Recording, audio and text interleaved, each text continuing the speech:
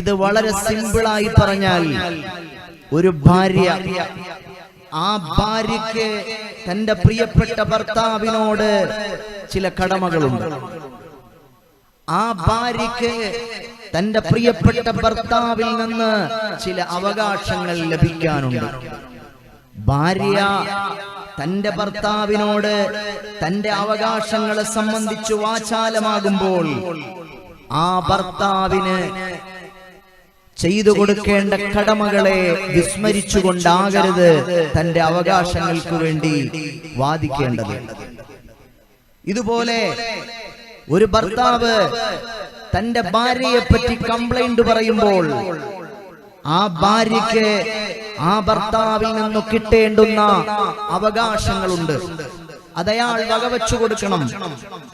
തനിക്ക് കിട്ടാനുള്ള അവകാശങ്ങളെ മാത്രം അയാൾ പ്രതിപാദിക്കുകയും ഭാര്യയ്ക്ക് അയാളിൽ നിന്ന് ലഭിക്കേണ്ടുന്ന കടമകളെ, ഉത്തരവാദിത്തങ്ങളെ, റെസ്പോൺസിബിലിറ്റീസുകളെ അയാൾ വിസ്മരിക്കുകയും ചെയ്യുന്നത് കടുത്ത അപരാധമാണ്.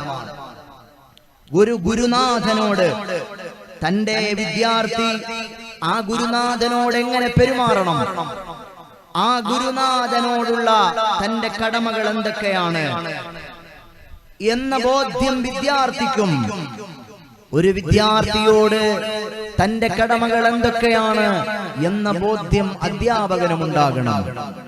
ഇങ്ങനെ ഒരു വ്യാപാരി, ഒരു മെർച്ചന്റ്, ഒരു കച്ചവടക്കാരൻ തന്റെ കടയിൽ സാധനം വാങ്ങാൻ വരുന്ന ഉപഭോക്താവിനോട് അയാളുടെ കടമകളെ പറ്റിയും അയാളുടെ അവകാശങ്ങളെ പറ്റിയുമുള്ള വ്യക്തമായ വസ്തുനിഷ്ഠമായ ബോധത്തിന്റെയും പ്രവർത്തനത്തിന്റെയും അടിസ്ഥാനത്തിൽ കാര്യങ്ങൾ കൈകാര്യം ചെയ്തില്ലെങ്കിൽ ഇവിടെ സാമൂഹിക അസന്തുലിതാവസ്ഥ സൃഷ്ടിക്കപ്പെടും. സഹോദരങ്ങളെ, ചുരുക്കം പറഞ്ഞാൽ എനിക്കൊരു കടമയുണ്ട്, നിങ്ങൾക്ക് ഓരോരുത്തർക്കും കടമയുണ്ട്. പുന്നാര നബി സല്ലല്ലാഹു അലൈഹി വസല്ലമ തങ്ങൾ പറഞ്ഞു, കുല്ലുക്കും റായിൻ വകുല്ലുക്കും മസ്ഊലുൻ അൻ റഇയതിഹി. എല്ലാവർക്കും ഉത്തരവാദിത്തങ്ങളുണ്ട്. ആ ഉത്തരവാദിത്തങ്ങളെ സംബന്ധിച്ച് എല്ലാവരോടും പടച്ചവൻ ചോദ്യം ചെയ്യപ്പെടുന്നതാണ്. എന്റെ ഹൃദയമുള്ള നല്ലവരിൽ നല്ലവരായ ജനങ്ങളെ, ഒരു പോലീസിന്റെ ഉത്തരവാദിത്തമല്ല നമ്മൾ ജീവിക്കേണ്ടുന്ന ഈ ദുനിയാവിൽ ഒരു പോലീസുകാരന്റെ കമ്പലില്ലാതെ, നിർബന്ധമില്ലാതെ, ഒരു മിലിറ്ററിയുടെ ഫോഴ്സിന്റെ പവറില്ലാതെ ഇങ്ങനെ സമൂഹത്തോട്, വാപ്പയോട്, ഉമ്മയോട്, മക്കളോട്, കുടുംബത്തോട്, അയൽക്കാരോട്, തനിക്ക് ചുറ്റുമുള്ള ആളുകളോട് ഒരു മനുഷ്യൻ എന്തെല്ലാം കടമകളും കടപ്പാടുകളും നിർവഹിക്കാനുണ്ടോ, തന്നിൽ നിന്ന് തന്റെ ചുറ്റുഭാഗത്തുമുള്ള ആളുകൾക്ക് എന്തെല്ലാം അവകാശങ്ങൾ ലഭിക്കാനുണ്ടോ, അതെല്ലാം സാരസമ്പൂർണമായി നിർവഹിക്കുന്ന ഒരു സംവിധാനമാണ് വിശുദ്ധ ഇസ്ലാം. അതിന് പോലീസ് സ്റ്റേഷന്റെ ആവശ്യമില്ല, അതിനൊരു പട്ടാളത്തിന്റെ, മിലിറ്ററി ഫോഴ്സിന്റെ ആവശ്യമില്ല, ഒരു ഭരണാധികാരിയുടെ ആവശ്യമില്ല. അല്ലാതെ തന്നെ തന്റെ സമൂഹത്തോട് ഉള്ള ഉത്തരവാദിത്തങ്ങൾ കൃത്യമായ ഒരു മുഅ്മിനായ മനുഷ്യൻ വിനിയോഗിച്ചിരിക്കണം, ഒരു മുഅ്മിനായ മനുഷ്യൻ നടപ്പാക്കിയിരിക്കണം. ഇത് ഇസ്ലാമാണ്. ബിസ്മില്ലാഹിർ റഹ്മാനിർ റഹീം.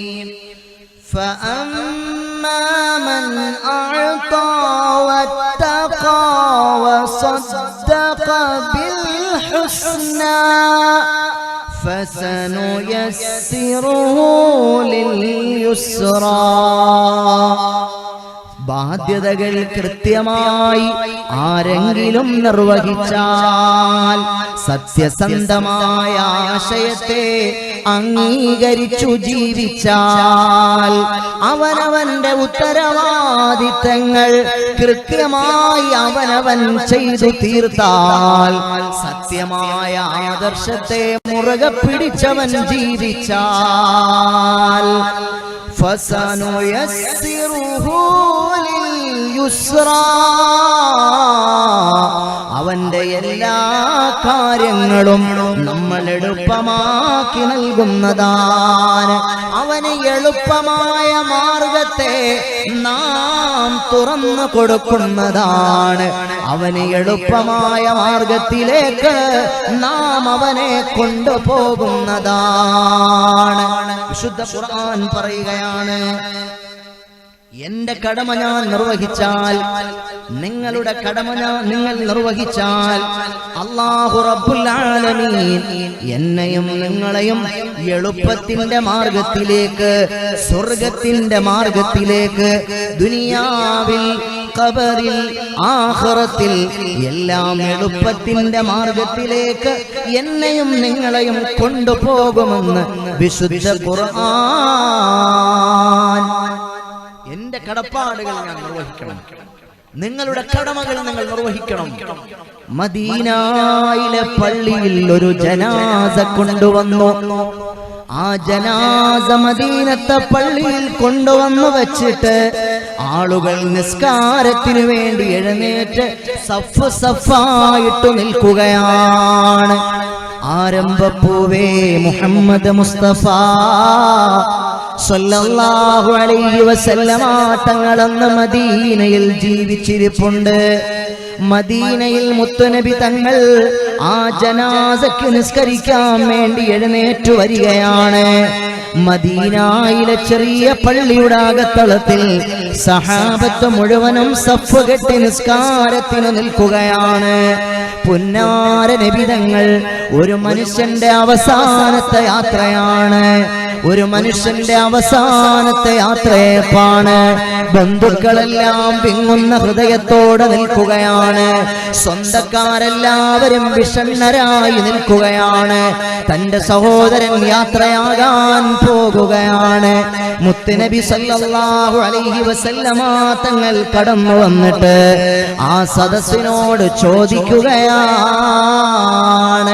ഹൽ അലാ സാഹിബിക്കും ദൈനുൻ, ഹൽ അലാ സാഹിബിക്കും ദൈനുൻ, നിങ്ങളുടെ കൂട്ടുകാരന്റെ ജനാസയ്ക്ക് വല്ല കടമകളും ബാക്കിയുണ്ടോ, വല്ല കടബാധ്യതയുമുണ്ടോ? അന്നേരത്തെ സദസ്സിൽ നിന്ന് ഒരാള് വിളിച്ചു പറയുകയാണ്, ദിർഹമാനി ദിർഹമാനി, 2 രൂപ കടമുണ്ട് നബിയേ, 2 രൂപ കടമുണ്ട് നബിയേ. ഒരു മനുഷ്യന്റെ അവസാനത്തെ യാത്രയപ്പിന്റെ വികാര നിർഭരമായ സമയത്ത്, ഒരു മനുഷ്യന്റെ ഖബറിലേക്കുള്ള യാത്രയുടെ തുടക്കത്തിൽ അവനെ യാത്രയാക്കാൻ വേണ്ടി ജനാസ നിസ്കരിക്കാൻ നിൽക്കുമ്പോൾ മുത്തുനബിയോട് 2 രൂപ കടമുണ്ടെന്ന്, 2 ദിർഹം കടമുണ്ടെന്ന് കേട്ടപ്പോൾ അവിടുത്തെ മുഖം വാടുകയാണ്, അവിടുത്തെ മുഖം മ്ലാനമാകുകയാണ്. ഇമാമത്തിന്റെ മുസല്ലയിൽ വന്നു നിന്ന പുന്നാര നബി, ഇമാമത്തിന്റെ മിഹ്റാബിൽ വന്നു നിന്ന പുന്നാര നബി പറയുകയാണ്, സല്ലൂ അലാ സാഹിബിക്കും ലാ അന ഉസല്ലി, സല്ലൂ അലാ സാഹിബിക്കും ലാ അന ഉസല്ലി. നിസ്കരിച്ചോളൂ, നിങ്ങൾ നിസ്കരിച്ചോളൂ, നിങ്ങളുടെ കൂട്ടുകാരന് വേണ്ടി നിങ്ങൾ നിസ്കാരം നിർവഹിച്ചോളൂ. ഞാനില്ല, നിസ്കാരത്തിനു ഞാനില്ല, ഞാൻ ഈ ജനാസയുടെ മേൽ നിസ്കരിക്കുകയില്ല. കാരുണ്യത്തിന്റെ വരദാനമേ മുഹമ്മദ് മുസ്തഫ. സല്ലല്ലാഹു അലൈഹി വസല്ലമ തങ്ങൾ പറയുവാണ്, ഞാനില്ല. കാരണം എന്താ സഹോദരങ്ങളെ, ഒരു മനുഷ്യന്റെ ജീവിതത്തിൽ ഏറ്റവും വലിയ സൗഭാഗ്യം ഏതാണെന്ന് ചോദിച്ചാൽ, ഒരാള് ഈ ലോകത്ത് നിന്ന് മരണപ്പെട്ടു പോകുന്ന സമയത്ത് ഒരാളോടും ഒരു കടമയും ബാക്കിയില്ലാതെ, ഒരു കടപ്പാടും ബാക്കിയില്ലാതെ, ഒരാളോടും ഒരു കടമയും ഒരു കടപ്പാടും ബാക്കിയില്ലാതെ ഒരു മനുഷ്യൻ ഈ ലോകത്ത് നിന്ന് വേർപെട്ടു പോയാൽ അവനേക്കാൾ ഭാഗ്യവാനായ മനുഷ്യൻ ആരാ? ആരുമില്ല.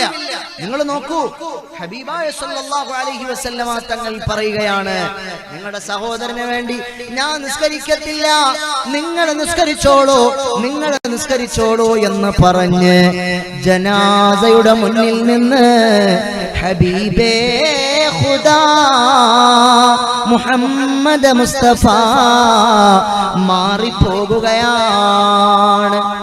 അന്നേരത്തെ ഒരാൾ പറഞ്ഞു, ഞാനത് ഏറ്റെടുക്കാം നബിയെ, ഞാനത് വീട്ടാം നബിയെ എന്ന് പറഞ്ഞപ്പോഴാണ് പുന്നാര നബി സല്ലല്ലാഹു അലൈഹി വസല്ലമ തങ്ങൾ ആ ജനാസയുടെ മേൽ നിസ്കരിച്ചത്. ഒരു മനുഷ്യന്റെ ജീവിതത്തിൽ ലഭിക്കാവുന്ന ഏറ്റവും വലിയ ഭാഗ്യം എന്താണ്? ഒരാളോടും കടപ്പാട് എന്നൊക്കെ പറഞ്ഞാൽ എന്താണ് കടപ്പാട്? ചില ആള് പറയും, ഞാൻ ആർക്കും 5 പൈസ കൊടുക്കാനില്ല, ഞാൻ കടം മേടിച്ച തുക മുഴുവനും കൊടുത്തു തീർത്തിട്ടുണ്ട്, ഒരാൾക്കും 5 പൈസ ഞാൻ കൊടുക്കാനില്ല. സഹോദരാ, സാമ്പത്തികമായ ബാധ്യത മാത്രമല്ല ഒരു മനുഷ്യന്റെ കടമ. സാമ്പത്തികമായ ബാധ്യത അത് നമ്പർ 1 ആണ്.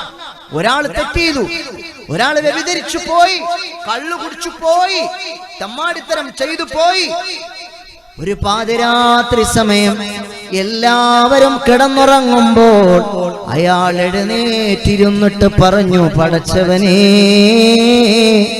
അപരാധം ചെയ്തു പോയി, പാപം ചെയ്തു പോയി, മാപ്പാക്കണേ അല്ലാ, മാപ്പാക്കണേ അല്ലാ, ഞാൻ നിന്റെ ദർബാറിലേക്ക് കരങ്ങൾ നീട്ടിക്കരയുകയാണ്, എനിക്ക് തെറ്റ് പൊറുക്കണേ അല്ലാ എന്നൊരാൾ ഹൃദയം പൊട്ടി അങ്ങ് പ്രാർത്ഥിച്ചാൽ, അയാളുടെ ആ പ്രാർത്ഥന പടച്ചവൻ സ്വീകരിച്ചാൽ അയാൾക്ക് മാപ്പ് ലഭിക്കും. പക്ഷേ ഇമാമുൻ നവവി റളിയല്ലാഹു അൻഹു പറയുന്നു, ആദമീയായ ഹക്കുകൾ ഉണ്ടെങ്കിൽ അല്ലാഹുവിനോട് ചോദിച്ചിട്ട് കാര്യമില്ല. എങ്ങനെ? മനുഷ്യന്മാരുമായിട്ടുള്ള ഇടപാടുകൾക്ക് അല്ലാഹുവിനെ സമീപിച്ചിട്ട് കാര്യമില്ല. നിങ്ങൾ മനുഷ്യനോട് പോയി പൊരുത്തപ്പെടിക്കണം.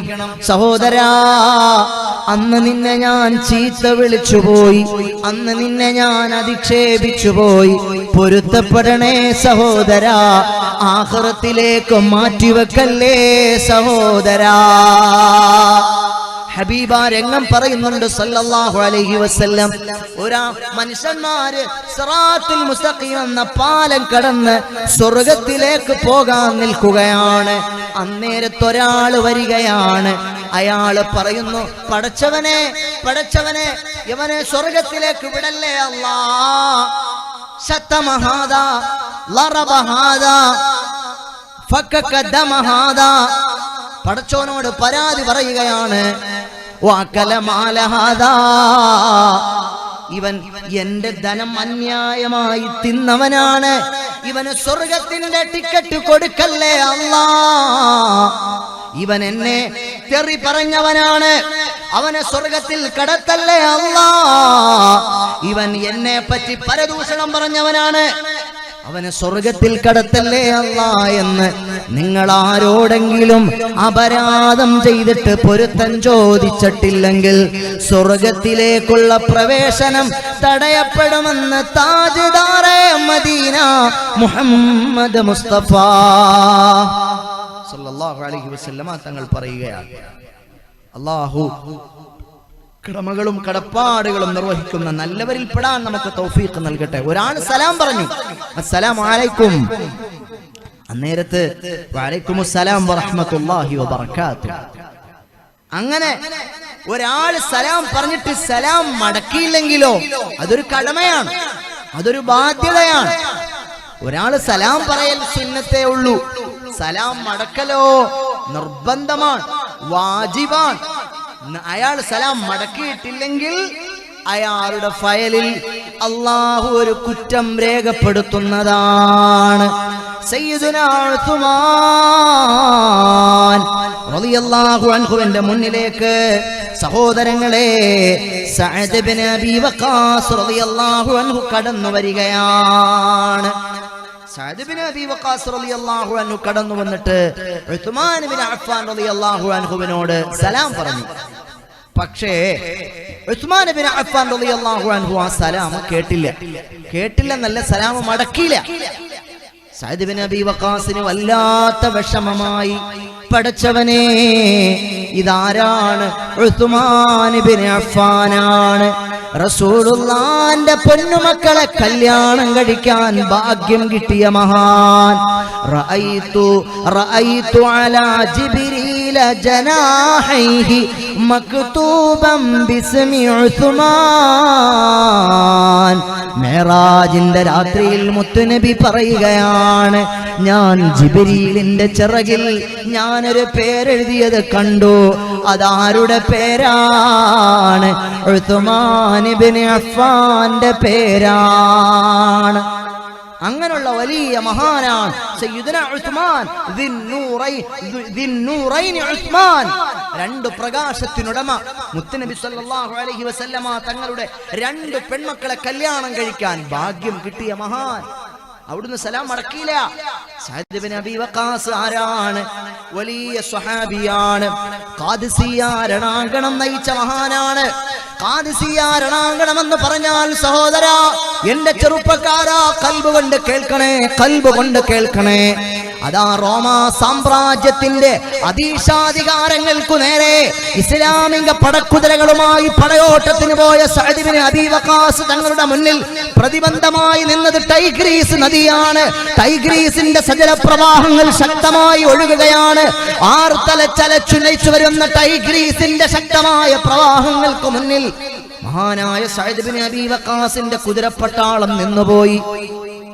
സഅദ് ഇബ്നു അബീ വഖാസ് ചോദിച്ചു, സഹോദരങ്ങളെ, നമ്മൾ എവിടേക്ക് പോകുകയാണ്?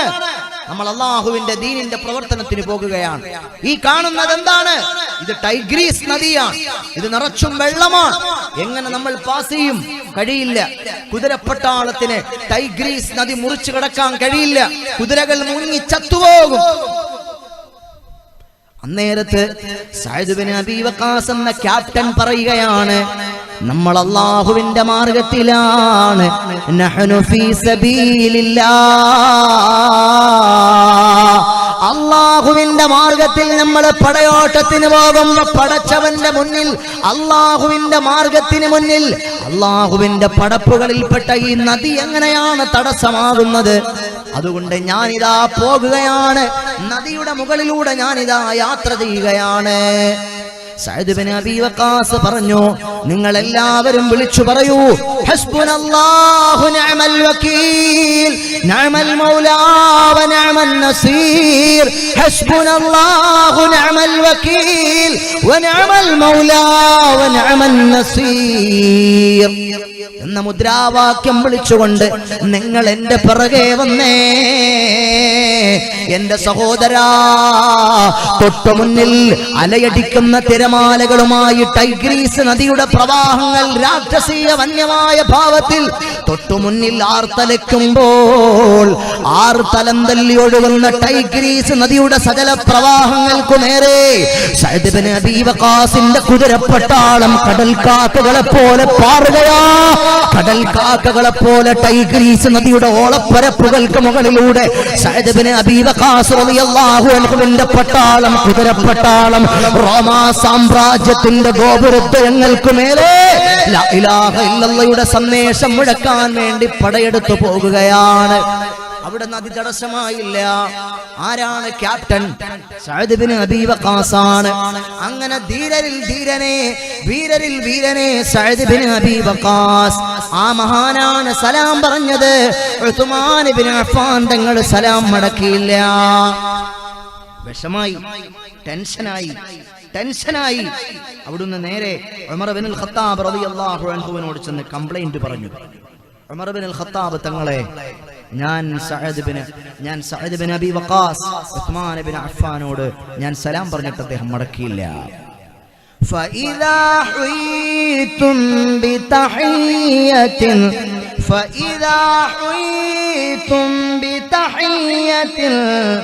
فحيوا بأحسن منها أو ردوها. ഖുർആൻ പറഞ്ഞു, നിങ്ങളോട് ആരെങ്കിലും സലാം പറഞ്ഞാൽ അവർക്കൊരു കടപ്പാട് വന്നു കഴിഞ്ഞു, നിങ്ങൾക്ക് അവരോടൊരു കടപ്പാട് വന്നു കഴിഞ്ഞു, നിങ്ങൾ അവരോട് തിരിച്ചു വർദ്ധിപ്പിച്ച് നിങ്ങൾ തിരിച്ചു കൊടുക്കണേ. ഒരാൾ അസ്സലാമു അലൈക്കും എന്ന് പറഞ്ഞാൽ ഞാൻ പറയണം വഅലൈക്കുമുസ്സലാം വറഹ്മത്തുള്ളാഹി വബറകാതുഹു എന്ന് വർദ്ധിപ്പിച്ച് തിരിച്ചു കൊടുക്കണേ. ഇനി അല്ല, അങ്ങനെ നിങ്ങൾ വർദ്ധിപ്പിച്ച് തിരിച്ചു കൊടുക്കുന്നില്ലെങ്കിൽ നിങ്ങൾ ആ പറഞ്ഞ സലാമിനെ നിങ്ങൾ മടക്കണേ, വഅലൈക്കുമുസ്സലാം എന്ന് നിങ്ങൾ പറയണേ.